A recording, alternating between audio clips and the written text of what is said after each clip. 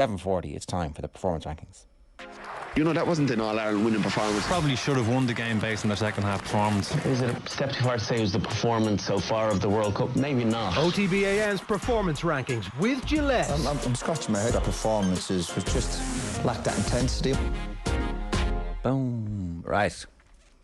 This is one of those weeks where actually there was loads of different ways to get stuff in here. So, how have you gone about this? Well, we're going to start with what happened at Croke Park on Saturday night. As much as I think Mayo probably deserved to be in the green this morning, there are other candidates that get into the green. So to talk about this game, we're going at this from the negative angle, which is not any longer a surprising angle. I do think that there is this sort of feeling around Dublin football, who are in the red, by the way, that there is something coming from Dublin, that there was possibly a big win coming from them on Saturday night. Like, even when we were doing our predictions on Friday morning, I think we were split down the middle, 2 for Mayo, 2 for Dublin. Who was picking it up? Not me. Right. There was just no evidence. There was no sign of a spark. There was nothing. Everything that they were doing was telegraphed. And it's not like you can just change that quickly. Now, having said that, we had Colin Boyle on the show on Friday, and I was asking him, is there a world where you can see Dublin losing all the games? Maybe they pick up a point in Newbridge or 2 points in Newbridge, but they still go down. And then they can come back in the summer. And actually what's happened here is that they're horsing through players to see who their championship squad is going to be. They'll get several players back who can start on the bench or start games for them if they need to, and slowly work their way in April and early May to a point where, you know, by the middle of June, they're one of the top 2 teams in the country. It's like, very difficult to see that. Very difficult to see how you can just catapult from bad form into good form. I still think there's a world where that can happen, where they can get relegated here and it actually has no bearing on what's coming in the summer because of the transition that they're going through and the amount of players who they need to give some game time to, and the patterns of play. I still think there is a world where that happens. It's less likely, given the speed at which the championship hurtles towards us, but the Leinster Championship not looking pretty hot, is it? No, and there's every chance that Dublin will be the best placed Leinster team in the National League at the end of all of this. Still a very strong chance that Dublin don't get relegated. It's not unimaginable to think that Mayo, Kerry and Armagh will be the top 3 teams in Division 1 at the end of all of this. They are the 3 teams that Dublin have played already. Arguably they've played their 3 toughest games. Getting them out of Croke Park may actually benefit them. I mean, if you had to pick a half of football that was their best so far, would you say maybe the second half in Tralee was their best so far? A half out of 6 that wasn't played in Croke Park. The game was already over though. Yeah, there was. It's hard to tell. Definitely more to fight for in the Armagh Mayo games for sure. But I just wonder if Newbridge is actually going to suit Dublin a little bit over the course of that match, and being on the road may not be a bad thing for them. And also the quality of opposition, as I say, may not be what it was in the first 3 games. So I still think that Dublin... The trouble here is that we're both so scarred by Dublin beating us in our respective counties at various stages that we've seen them be zombies in the past and come back. What is undead will never die. Yeah, well, obviously this is vastly different. They would be winning games where they were playing poorly in the past, and now that the players are of a lower quality, when they're playing poorly they're getting beaten because... Yeah, I do definitely. There's a narrative abroad that it was all Jim Gavin who fixed everything. That was like, no, it was Dermot Connolly and Paul Flynn and Bernard Brogan in their absolute peak. It was Michael Darmacaulay in his peak. The players that they had were all-time great players. It's like people always, what would Brian Cody do if he was in charge of a lesser county? Well, we're seeing what he would do now. He would struggle the way everybody struggles. Gaelic games, because there's no transfer market, is entirely dependent on the quality of players that you have. Management is definitely important, but even the best managers take absolutely ages to get their players to do stuff. Like, if you look at, I think Geezer is one of the best managers in the country, right? What he did with Kildare, but it took him ages to get to the point where they were conditioned the way he wanted them to be. It's the same with this crop of Armagh players. And again, it's the age profile of those Armagh players as they're finally reaching their full flush of what it is to do.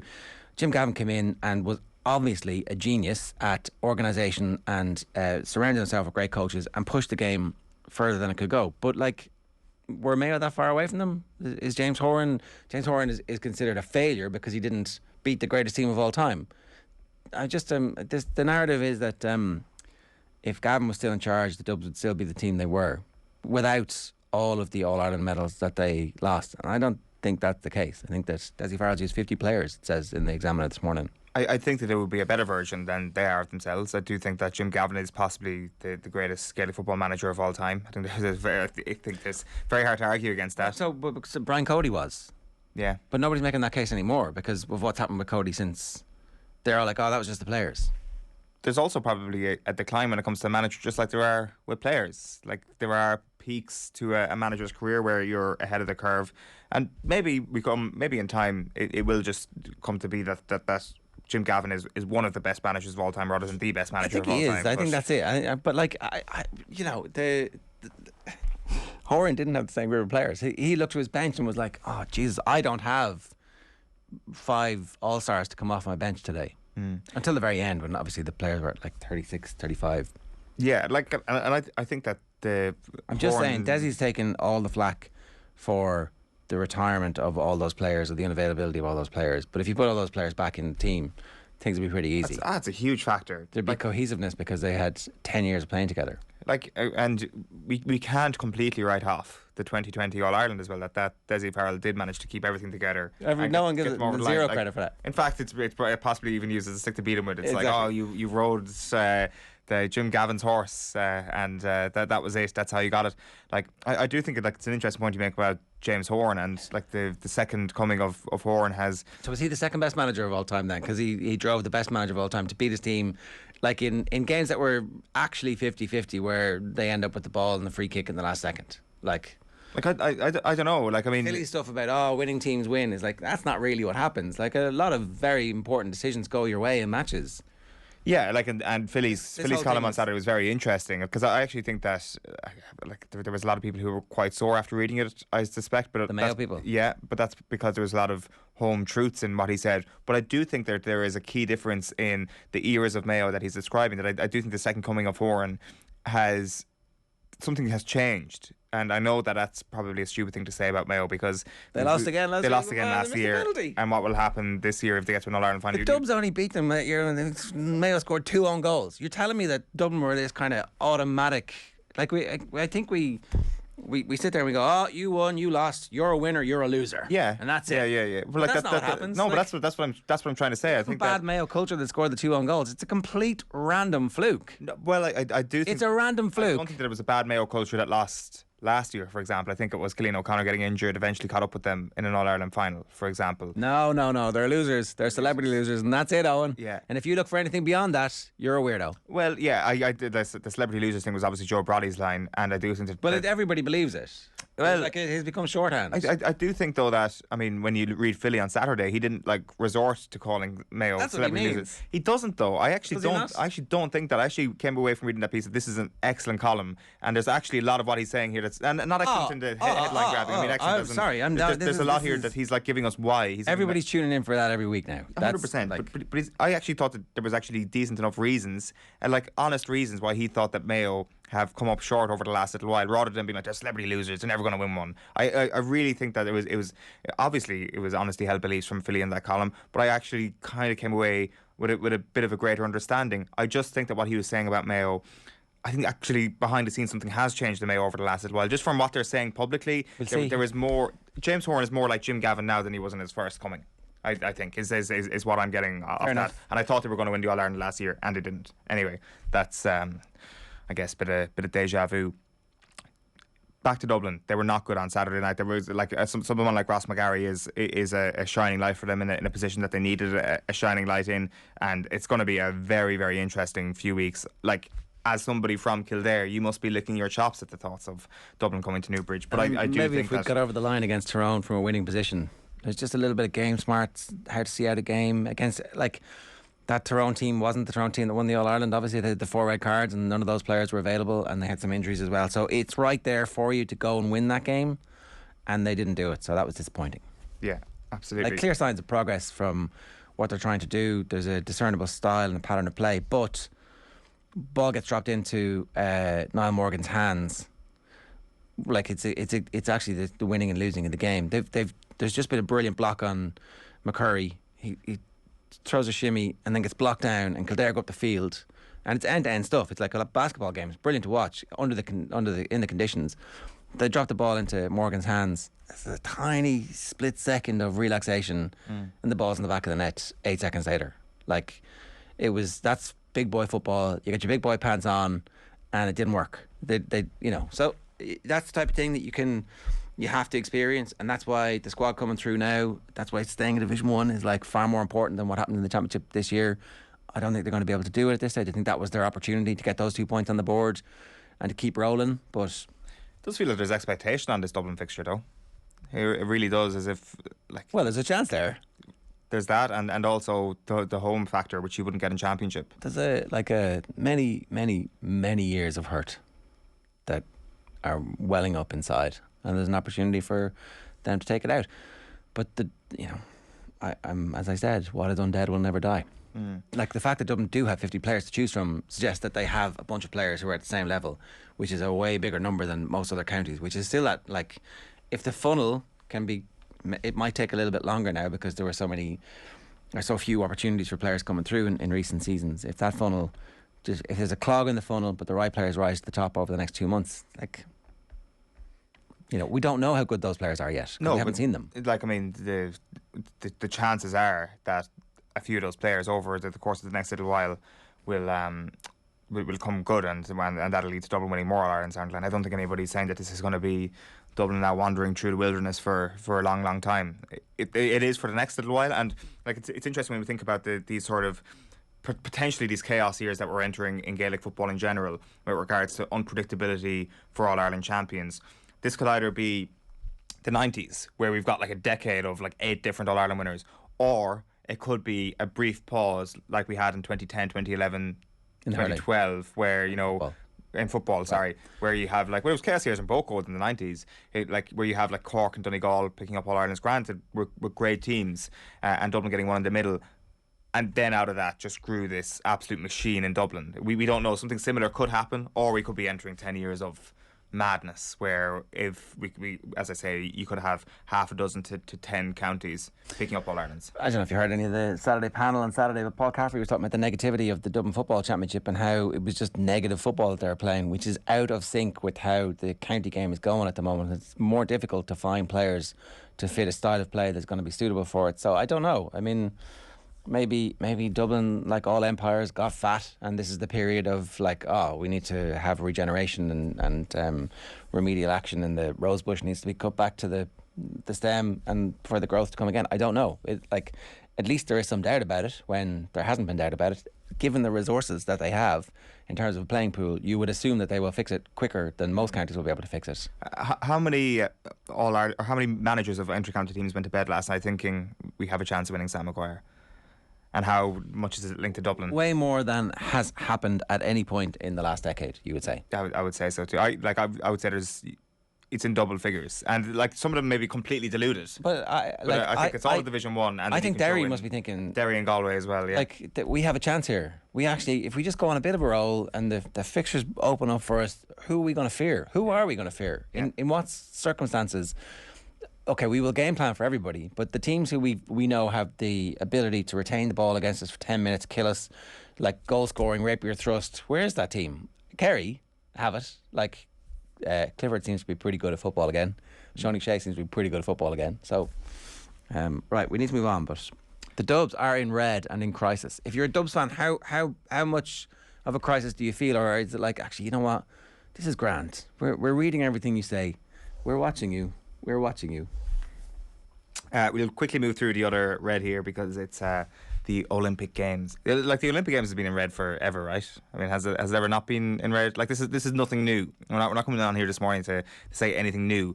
But does this feel like a kind of a more insignificant, a more kind of grimly insignificant on a sporting sense, and more a theatre of misery than it's ever been, or is it just recency bias? I don't know. Because do you care about the bad stuff when the fastest, fittest people are up against each other and it seems like they're on a fairly level playing field? Like, do we not all have this great ability to have a split personality when we're watching this? The psychosis is, I know that this is bad. It's like watching Barcelona versus Man City, or Man City versus PSG. It's amazing. It's unbelievable. It's awful and terrible and horrible. Because it is grotesque, But it's beautiful. but beautiful. I feel the same. Frequently, I feel the same about the Olympics. It's like, oh my God, this is terrible. And then the gun goes, and you're like, wow, look at how fast they're running. This is amazing. Yeah. No one's ever run this fast before. Ah, it's over. Like, Yeah. that's why the sports washing works. And it's always been that way until last week when you have actual children crying on international television. Like, I mean, obviously the Valieva story has been covered very, very well, but even with the young skater Trisova as well, like shouting at her coach saying, I hate the sport, I will never skate again, never. Like, I mean, the identification of what's grotesque probably happens a long point before this, but it does feel that a lot of passing viewers, maybe their eyes were a little bit more open last week as a result of this. Like, again, it's nothing new that there is this kind of like murky political connection with the Olympics at almost every Games. And in every country. Yeah. In every country. UK, Team GB, whatever it was. All those goals in London do not pass the sniff test. Yeah, but I mean, of course, this is the worst one of all because this was in China, and I'm sure Sochi was even worse than that again. Both of those are definitely worse than the London Games. That's it. It's like, what about Rory? Yeah, exactly. No, but anyway. Just two things just to bring up that, like, I mean, people might have missed this last week, for example. There was a Beijing spokesperson who did a press conference, and somebody at a press conference asked her, Yan Jiarong is her name, a question was raised regarding the IOC's position on reports of concentration camps and forced labour of the Uyghur population. And she said, I think these questions are based on lies. Some authorities have already disputed such false information with a lot of solid evidence. You are very welcome to refer to all those evidence and facts. And then she also waded into the area of Taiwan.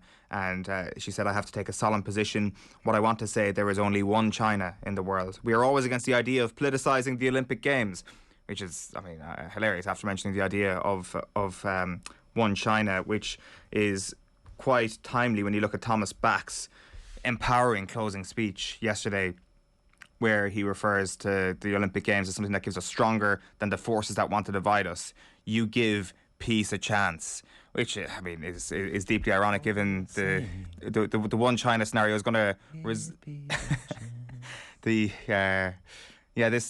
I don't know, giving peace a chance and one China will result in a situation not unlike what we're seeing in Russia and Ukraine at the moment, when China decide that Taiwan is theirs in a little while, and we have war on two fronts. So that's where the Olympic Games is at the moment. More flagrantly awful than always, which is really saying something. Michael Jackson's Heal the World comes on and Thomas Bach moonwalks off, really capturing the mood with the single hand of diamond glove glistening in the sky. Yeah, bring MJ back. I mean, if any organisation could rehabilitate the reputation of Michael Jackson, it is the IOC. Yeah, it really is. It really is. That is enough for the Olympic Games. That is our coverage of the Winter Olympics concluded. All right, Duffer Watch. We're going to do a Duffer Watch section every week just because it's box office. It is. Like, it was awful that the weather was so bad on Friday evening and the conditions were so miserable. But I'm in on watching Duffer week in, week out. I'm in on his press conferences. I'm in on whatever he has to say. I'm in on watching the torment of him after being beaten 3-0. This is somebody who was living this gig. We didn't get a chance to talk about the press section that he did last week, where he talked about the housing crisis and being on daft and emailing people and not getting answers back. Like, so he's trying to find accommodation for her. He's got a lad coming from Finn Harps. I don't know whoever it is. He's got a guy coming from Finn Harps who he said was working 2 jobs up there to come down and work 1 job, and he's essentially taken a pay cut to live in the Dublin metropolitan area, and I presume somewhere close to Chelsea, which is exactly where we live. And you can hear the ground from my kid's bedroom because the windows are pretty thin. But anytime there was the goals the other night when we were putting them to bed, they're like, "What's that noise?" Like, oh, doesn't sound good. They're the away fans. Yeah, exactly. And I don't know, it feels like it's something special is happening, and then what happens? They get beaten 3-0. But that just adds to the intrigue as well, right? Because what are you doing after they lose 3-0?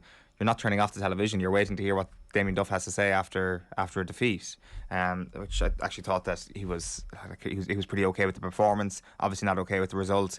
I think that was the main takeaway from Friday night, was that this is a team that looked to be more than competent, and they're just going to struggle to get results because other teams have better players than them. And it's Damien Duff has to now prove himself to be an excellent manager, because he's got that extremely tough task of achieving more than what might be the sum of their parts. Like I don't know if on paper you'd have them as in the bottom reaches of the table, but I presume that's exactly where their squad in inverted commas deserves to be. So can he get more than their talents deserve over the next little while? If he can, then I think that's going to be a phenomenal story. But I also think that just Duff trying to figure his way out of a tricky situation is in itself fascinating. And as you say, the press conferences every week are going to be appointment viewing. It's going to be on the back pages. It's a guaranteed avenue onto the television screens and onto the back pages, which is something the league probably has struggled to get over the last little while. Yeah, and you hope that everybody appreciates this, as opposed to like, this is the bit where they break through to having public interest beyond League of Ireland fans.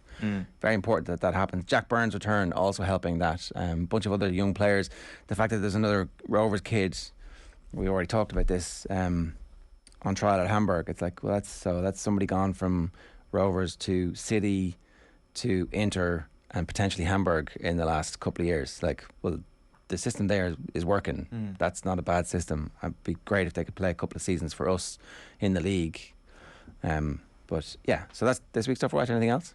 Did you have it? Is there anything that you want to reveal about your own experience of this? No, experience of Duffer Watch. No, like, I mean, looking forward to getting to see that team and talk this year. For me, it was LOI late night with Nathan and Johnny Ward on the 16 bus. Was it as dirty as they made it sound? Yeah, worse, dirtier. It was. Let's just say that Johnny Ward is in the company of a lot of people on the 16 bus. It was filthy. It was beautifully filthy.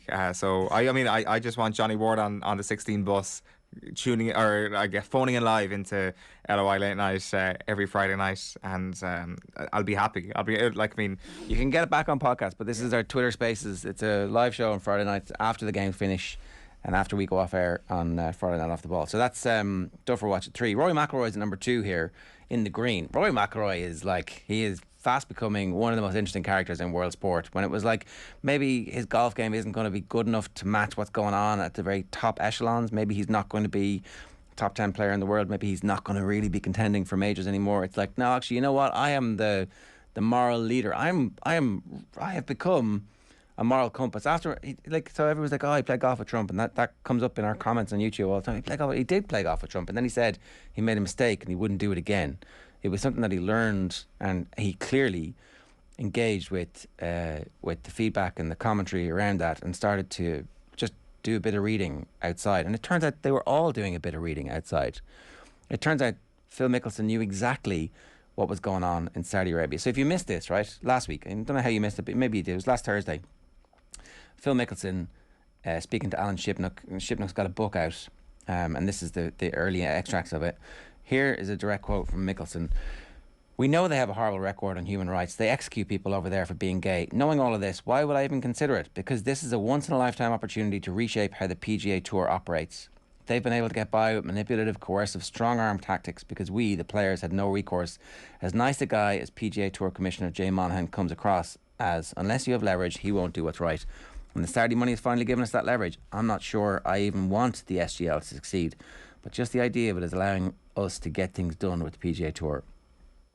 He also talked about the murder of Jamal Khashoggi, and he called the Saudis scary motherfuckers. In the meantime, what's happened is that all the other golfers have decided, not really, okay, so Phil's kind of blown our cover here. How can we go? Bryson DeChambeau was the last shoe to drop. Was like, oh, I'm totally committed to the PGA Tour. I'm really interested in seeing what happens. Dustin Johnson, a lot of speculation out there over the last while, but I'm committed to the PGA Tour. Let's hear what Rory McIlroy had to say after the Genesis at the weekend last night. I don't want to kick someone while he's down, obviously, but I thought they were naive, selfish, egotistical, ignorant. A lot of words to describe that interaction he had with Shipnock. It was just very surprising and disappointing, sad. And I'm sure he's sitting at home sort of rethinking his position and where he goes from here. Right. Good man, Rory. It's I'm not dressing this, but I don't want to kick somebody while he's down, but boom, I've got my hobnails on and we're going for it. And he's right. You know, he's right to do this, because what Mickelson revealed was that they knew what they were getting into. What all those golfers know what they're getting into when they go and they take the money from Saudi Arabia. They all now have been exposed as people who endorse the regime by taking the money. That they're not innocent. They're not just there to grow the game and all that bollocks. What he did was he said the quiet bit out loud. We're fully aware. We're taking the money anyway because it gives us leverage in this other thing over here, which is actually more important to us than human rights abuses, people being executed for being gay, or the murder of journalists. That stuff doesn't matter to us as much as the money matters to us. And Rory McIlroy had said, no, I'm not taking that money ages and ages and ages and ages ago, before the figures became so it's hundreds of millions they would have paid Rory McIlroy to come out and say, you know what, I think there's a good opportunity here for us to be agents of change. We can be the David Hasselhoff of our generation. But no, McIlroy's like, no, I'm not doing that. Mickelson was like, yeah, I'm going to do that, just maybe I will take it, I don't know. He was leaving open the possibility of it, but then it was like, no, I always knew that we wouldn't take it. It was just to try and screw over the PGA Tour here. So, but fair play to Rory McIlroy, because he did not hold back. like, I mean, there is sort of like a code on tour, isn't there? That, like, I mean, you're supposed to stay relatively pally. You're not supposed to I guess, throw anybody under the bus, and I guess that's why there's such a vanilla tone around everything that they say. But, like, I mean, Rory McIlroy's completely changed that. Like, I mean, Phil Mickelson's next press conference is going to be fascinating to see how he actually comes back from this. This was, yeah, like, he kind of reached for every word under the sun there. Kind of like a grotesque, unbelievable, bizarre, unprecedented sort of. Stop it! He's already dead. Yeah, like, to go after somebody like that, it's incredible, and it's almost as if McIlroy has reached a number of different points over the last couple of weeks where he could easily have been fairly self-satisfied. He's like, I said my bit, and I'm okay. I can sleep well at night. And then he's kept saying more, and he's kept saying more, and he's kept saying more, as if, you know, that he really does actually want to wake these guys up to what they've kind of supported over the last little while and say, listen, this is just absolutely not good enough, and we can't just let this sleep. And I'm sure he keeps getting asked about it, but he keeps delivering. And I mean, he's like, whatever, Phil's going to come back with some, like, there's a 50% chance that Phil Mickelson comes back with some sort of terrible dad joke this weekend, or whenever he's going to be in front of the press again, and maybe that kills it. But his PR team will be working on something good right now, I suspect.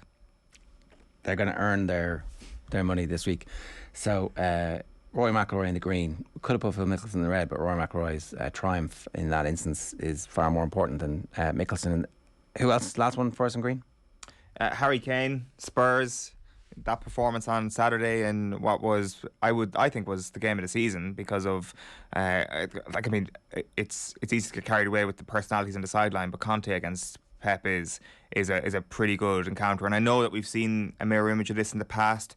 Like, certainly midway through last season, these two sides obviously went head to head, and Spurs kept countering Manchester City, but this obviously just has so much more at stake. Liverpool fans kind of watching from behind the couch, seeing if Tottenham Hotspur can do them a favour as they try and get back into this title race, and they absolutely do. Harry Kane, is he number 9, is he number 10? Manchester City didn't really seem to know the answer to that question, and he ran rings around them. There will always be a complete explosion of love for Harry Kane, especially in England when he does anything good. Did he get his move? But is this his audition? Is like, come on, this is what you could have had. Door number 2. Well, I think we all know that it's not down to necessarily him or to Manchester City. It's might be next summer. They might be able to force a move. But maybe here's the thing. Maybe what he's done here is given Conte and him a bond that is unbreakable. Yeah, like, I will say it's been one good game. I don't think with the one good game. No, we're overreacting here. What are you talking about? Come on. Sorry, I mean, obviously, but does that change Manchester City's valuation of him? I don't think so. I think that everything that Harry Kane did well at the weekend, he has done before. It was just the first time this season that he had done it. And the big problem with Manchester City last summer was that they wouldn't pay that amount of money, because Harry Kane at that age is probably not worth 150 million. Haaland and Mbappe maybe, but Harry Kane's a lot older. The one thing that we can be 100% sure of is that Harry Kane is going to be 1 year older this summer than he was last summer. That's analysis for you. And for that reason, how low will Daniel Levy allow the price to go? If it's not below 100 mil, I'm not sure Manchester City. It's gone back up to 150 after that. Yeah. OTB AM is brought to you by Gillette. Good morning. Start with Gillette. Put your best face forward with their new and improved razors. This is the performance rankings every week. We run them through from red, amber and green. If you want to get involved, you can send us your own ideas and we'll give away a Gillette starter pack a little bit later on. Luke says it's not a crisis but definitely a transitional period and it won't be fixed overnight for Dublin. It won't be fixed overnight, but will it be fixed by the time they reach an All-Ireland semi-final against a team who previously they would have been expected to beat but who now fears them not? So that's the big question for us. How quickly can they turn it around? John Claffey says, I think the Offaly footballers should get a 28-0 victory for the cancelled game in Galway over the weekend. I agree with that, John. Excellent. Yeah, a great suggestion. Rommel says, Gilroy knows Kildare preventing Dublin Division 1 having an elite 8-team status at the moment with Galway and Derry on standby to replace them. That would be 9 teams, Rommel, so screw you, your maths are no good. McGov says Scales to Celtic, also from Rovers. Correct, yeah. Started last week, scored, and is getting enough game time for us all to be pretty confident that he's going to make the grade there as well. And then Shane says, no mention of Cavan's Jake Doyle Hayes scoring 2 goals for Hibs at the weekend. More anti-Cavan bias. There's a lot of anti-Cavan bias in the show. It's pretty disgusting. Well, you're not really a footballing county anymore. You're more golf. That's it, really. It's golf and running is the thing. That's it. They're the 2 big things. That's this week's performance rankings. OTB AM's performance rankings with Gillette.